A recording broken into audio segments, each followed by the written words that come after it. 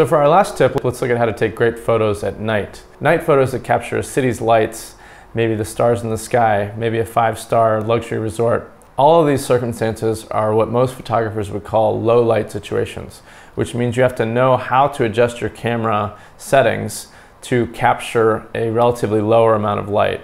During the middle of the day, the camera has no trouble because it's really designed to work in the middle of the day. But at night, because the intensity of the light is so much weaker, you have to adjust your camera settings so that it's able to record that relatively weaker signal. So in most situations, the best solution to this problem is to decrease the shutter speed, which means that you're actually leaving the camera's shutter open longer, so that way more light can go in through the lens and the camera's sensor is able to record, even if it's relatively low strength, it's open longer so the camera has more time to record it. So for example, let's take this shot that I took in the Philippines a couple years ago of this night sky. I was trying to do justice to the night sky because the stars were just amazing in this place. And I was trying to capture that and it was difficult.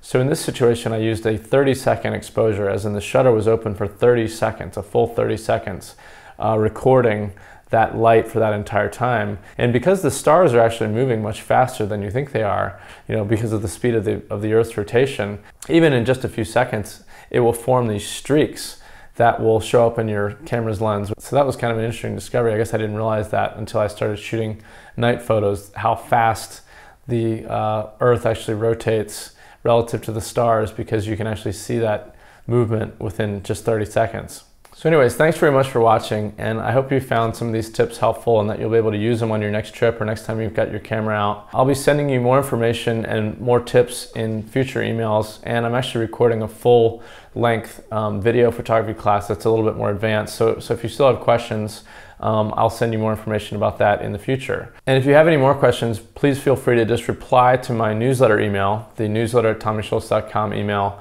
and I'll try to get back to you with answers as quickly as possible. And again, thanks very much for signing up, and I hope you enjoy the newsletter. Thanks.